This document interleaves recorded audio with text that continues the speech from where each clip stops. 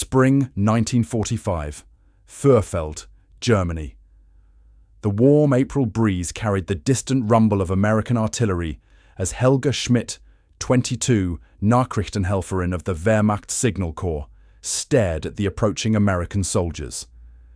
After years of propaganda describing Americans as brutal savages who mutilated prisoners, the young woman clutched her official identification papers with trembling hands.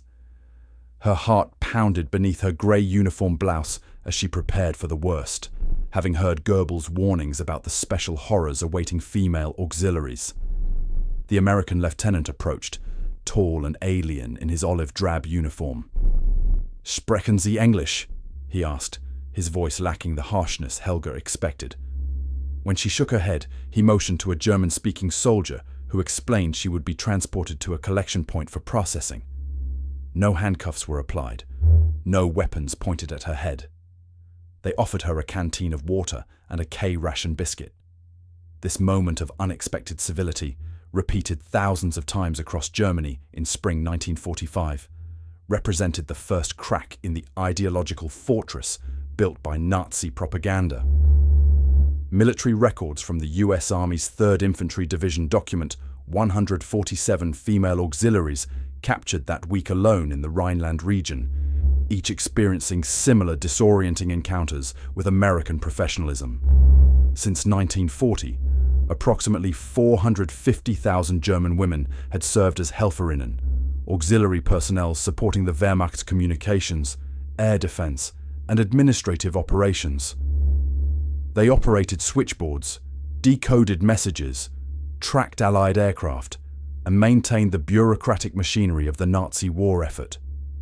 By 1945, with Germany collapsing, approximately 10,000 would fall into American hands.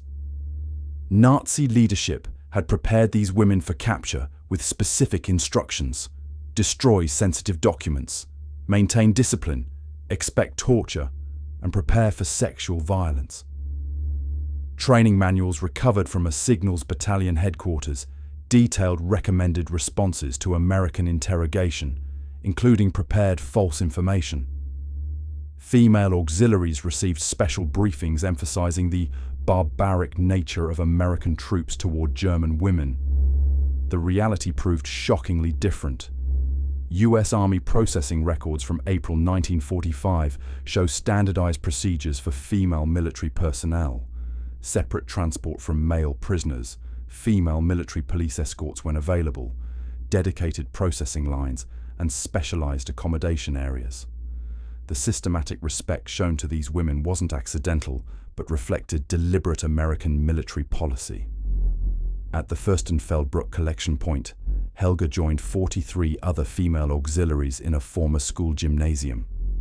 They received army blankets, basic toiletry kits containing soap and toothbrushes, and hot meals served on metal trays, 3,200 calories including canned meat, bread, and fruit cocktail. According to quartermaster records, these women received identical rations to American WAC personnel. That night, lying on a cot with a clean blanket, a full stomach, and without experiencing any of the horrors Nazi propaganda had promised, Helga wrote in her diary, "The Americans treat us with a respect we no longer received even in Germany. I cannot reconcile what I was told with what I have experienced today." This entry, later preserved in military archives, captures the beginning of a profound transformation. These women, raised under National Socialism and dedicated to the fatherland, would discover that their first night in enemy hands revealed a fundamental truth about democracy that would entirely remake their understanding of the world. Military transport trucks rumbled westward across the Rhine in late April 1945, carrying female Wehrmacht auxiliaries toward processing centers in France and Belgium.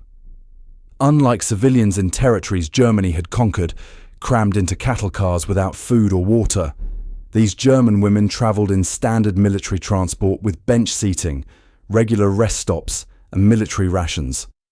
According to transport manifests from the 7th Army, each vehicle carried 16 to 20 women with 2 WAC military police escorts, maintaining 70% of standard capacity to ensure adequate space. At the Rams Processing Center, U.S. Army medical personnel conducted intake examinations with unexpected thoroughness. Dr. Eleanor Grantham, a captain in the Army Medical Corps, documented in her May 1945 reports that 68% of incoming female auxiliaries showed signs of malnutrition, with average weight 11.3 kilograms below standard. Dental examinations revealed widespread vitamin deficiencies, with 74% requiring immediate treatment. These women, who had served the Reich's military apparatus, were receiving more comprehensive medical care from their captors than they had from their own nation in the war's final years. Processing procedures followed standardized protocols. Each woman received a numbered identification card, a complete change of clothing including undergarments, 2 sets of standard-issue coveralls, toiletry kits with feminine hygiene products, and medical treatment as needed. Military quartermasters issued new items still in manufacturing packaging, not cast-offs or donations. The contrast with the Reich's treatment of foreign female prisoners, who received no such considerations. Official documentation categorized these women as auxiliary military personnel, rather than civilians, an important distinction ensuring proper treatment under Geneva Convention standards. Quartermaster records from May through September 1945 show the US military processed 9,873 female German auxiliaries, with over 7,000 passing through just 3 centers: Reims, France, Frankfurt, Germany, and Antwerp, Belgium. Each facility allocated separate women's sections with female military personnel present whenever possible. The accommodations presented yet another shock. Former Nachrichtenhelferin Inge Müller described in a 1976 interview her first night at the Frankfurt Processing Center. They gave us iron cots with real mattresses, clean sheets that smelled of laundry soap, wool blankets, and actual pillows. The floors were swept daily. The windows had curtains. We had access to hot water and proper toilets, luxuries unavailable even in Berlin by war's end. Processing center supply records confirm these amenities, showing weekly requisitions for laundry soap, 227 kilograms per facility, toilet paper, 350 rolls, and disinfectant, 190 liters. Initial letters home, censored but preserved in military intelligence files, reveal consistent themes of surprise. Hilda Becker wrote to her mother in Munich, "Dearest mother, you must not worry about me. I have regular meals, medical care, and safe shelter. The Americans are strict but correct. We receive 3 meals daily with portions larger than what we had in the Signal Corps." These letters, when delivered to German civilians facing severe food shortages under occupation, created cognitive dissonance.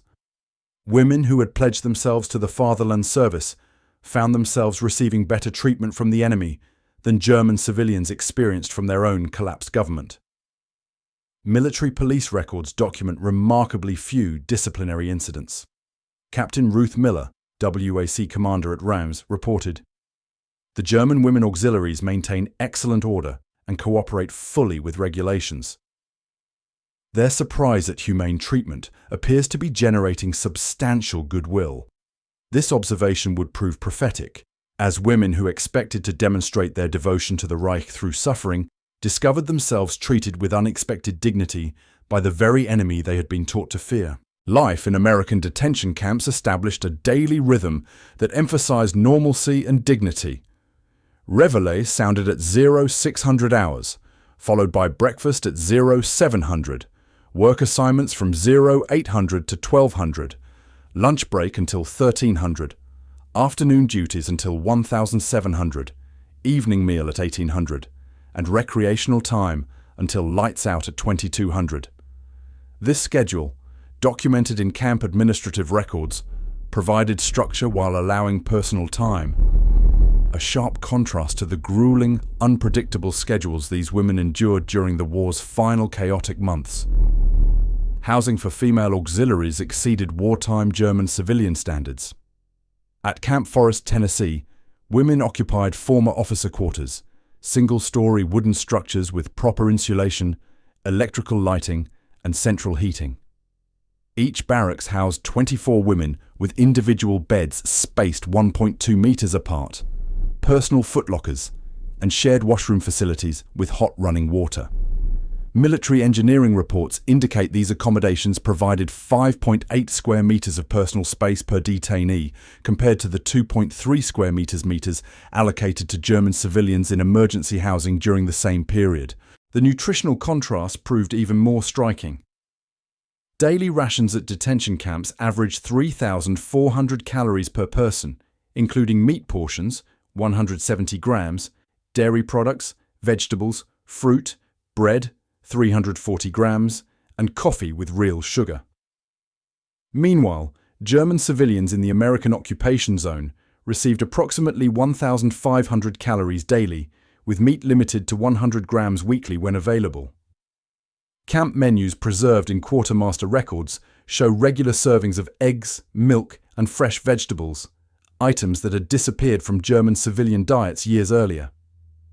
Personal hygiene supplies, nearly unobtainable in Germany since 1943, became routine in American camps. Each woman received monthly 2 bars of soap, 1 tube of toothpaste, 1 toothbrush, shampoo, and necessary feminine hygiene products. Camp supply records document these allocations as standard issue, not luxuries.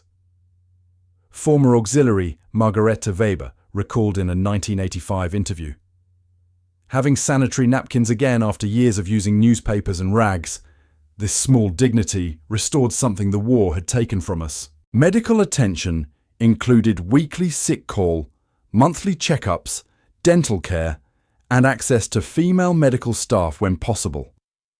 Camp infirmary records from Fort Oglethorpe, Georgia, show 97% of German female detainees received dental treatment during their detention, addressing years of neglected care. Psychological support, though limited by today's standards, exceeded anything available to German civilians, with chaplains and Red Cross representatives providing regular counseling. Recreational opportunities included outdoor exercise periods, library access with German language books, and craft supplies. Educational offerings featured English language classes, basic American history, and current events discussions using newspapers and radio broadcasts. Cultural activities emerged as detainees organized their own theatrical performances, choral groups, and holiday celebrations. Religious accommodations included weekly Protestant and Catholic services, with chaplains providing German language worship materials and counseling.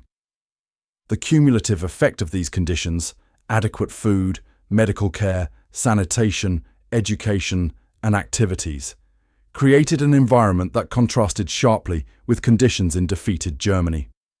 In a letter intercepted by camp censors in August 1945, former Luftwaffenhelferin Helga Schmidt wrote to her sister in Berlin, "If this is how Americans treat their enemies, imagine how they must treat their friends.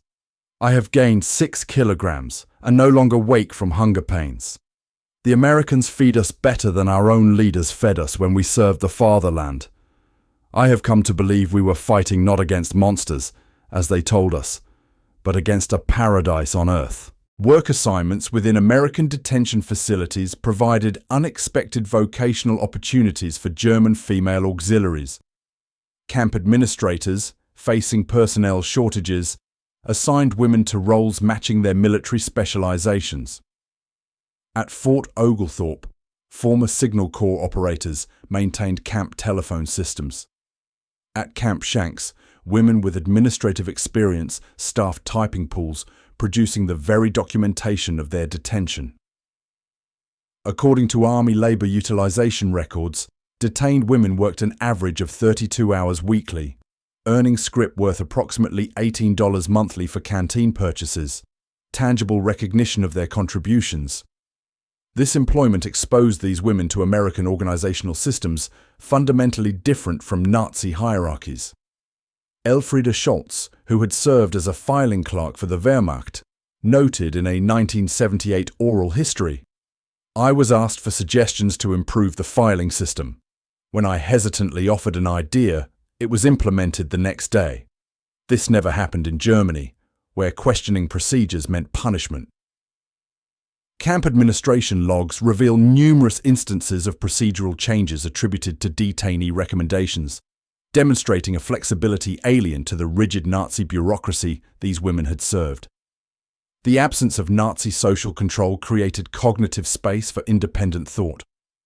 Women who had lived under constant ideological surveillance suddenly existed without swastikas, Hitler portraits, or mandatory political assemblies. Camp security reports document the rapid disappearance of Nazi formalities and salutes among female detainees, replaced by American-style greetings within weeks. At Camp Forest, Tennessee, intelligence officers noted that women initially reluctant to criticize the regime began openly discussing Nazi failures by June 1945. Access to uncensored information accelerated this transformation. Camp libraries stocked with American newspapers and magazines revealed a world beyond Goebbels' propaganda. Radio rooms broadcasting armed forces network exposed women to news of concentration camp liberations, war crimes trials, and German civilian conditions. Intelligence officer reports from Camp Forest documented that 83% of female auxiliaries initially denied knowledge of concentration camps, but after 3 months of American news access, 91% acknowledged awareness of atrocities. Physical recovery provided visible evidence contradicting Nazi claims of American barbarism. Medical records from Fort Oglethorpe show female detainees gained an average of 4.2 kilograms during their first 3 months in custody. Dental treatment completion rates reached 97%, addressing years of neglected care. Army doctors documented cases like that of Helene Fischer, a former flak helferin who arrived with severe malnutrition in May 1945 and by September had regained 9.7 kilograms and recovered from 3 vitamin deficiency disorders. This physical improvement contrasted dramatically with deteriorating conditions for German civilians. Red Cross reports from summer 1945 estimated average daily civilian caloric intake at 1,050 in Berlin and 1,200 in Munich. While women in detention received 3 meals daily totaling 3,400 calories, their families at home wrote of grinding hunger. One letter to Ingrid Müller at Camp Shanks, preserved in Army intelligence files, stated, "We rejoice that you at least are well fed. Your brother received only 600 grams of bread this week for the entire family." Communication freedoms further distinguish captivity from Nazi Germany. Detainees could send 2 censored letters weekly, more correspondence than many had been permitted during military service. The censorship itself proved lighter than expected, with Army intelligence focusing primarily on security concerns rather than political expression. Traditional gender restrictions simultaneously loosened. Women who had served in rigidly defined auxiliary roles found themselves in a military culture that, while not egalitarian by modern standards, permitted greater female autonomy than Nazi ideology allowed. Former Nachrichtenhelferin Ursula Koenig recalled, "American female soldiers drove trucks, gave orders to men, and moved with confidence I had never seen in German women." This observation of alternative gender possibilities planted seeds of profound social reconsideration. By autumn 1945, these women had experienced a paradoxical truth, that they had found greater personal freedom as prisoners than as servants of the Third Reich. Daily exposure to American democratic processes created subtle but profound reorientations among the detained women. Camp councils elected by detainees handled minor disputes and coordinated with American authorities, demonstrating practical democracy rather than theoretical concepts. At Camp Shanks, voting records show 94% participation in barracks representative elections by August 1945. Women who had never experienced meaningful voting now engaged in regular democratic decision-making. This participation extended to mess committee elections, entertainment planning, and work assignment preferences. Interactions with American female personnel revealed alternatives to Nazi gender ideology. Women's Army Corps members supervised many camp operations, modeling professional autonomy unimaginable under National Socialism. Captain Margaret Wilson, WAC detachment commander at Fort Oglethorpe, regularly consulted with German senior auxiliaries on camp improvements, demonstrating collaborative leadership rather than rigid hierarchy. Former Luftwaffenhelferin Johanna Becker noted in her memoirs, "The American women officers spoke to male officers as equals. They drove vehicles, gave orders, made decisions. This quiet revolution in how women could exist in the world affected us more deeply than any lecture about democracy." Leadership styles within the camps provided daily contrast between democratic and authoritarian approaches. American officers explained rules rather than demanding blind obedience, requested feedback on policies, and modified procedures based on practical outcomes rather than ideological purity. Camp discipline reports show declining rule violations throughout 1945, with infractions dropping 64% between May and December. Major Thomas Wilkinson, camp commander at Fort Oglethorpe, attributed this trend to growing buy-in to a system that treats detainees as reasoning adults rather than subjects to be commanded. Information access accelerated ideological transformation. Camp libraries received weekly newspaper shipments, including Stars and Stripes, American regional papers, and German-language publications produced in the American zone. Radio rooms with scheduled broadcast access provided war crimes trial coverage, news from occupied Germany, and American entertainment programming. By September 1945, camp authorities at Fort Oglethorpe had logged 3,247 German-language books borrowed by female detainees, with histories of America and democratic political theory among the most requested titles. Film screenings delivered particularly powerful impacts. Documentary footage from concentration camp liberations, shown in October 1945, elicited profound responses. Military intelligence officers documented reactions ranging from disbelief to horror to shame. One report quoted Ingrid Mueller, former Signals auxiliary. "We were told Americans fabricated atrocity stories. Now I have seen evidence with my own eyes. What else did they lie to us about?" American newsreels showing thriving civilian life contradicted years of propaganda about America's supposed weakness and deprivation. Facilitated discussion groups emerged spontaneously, then received official support.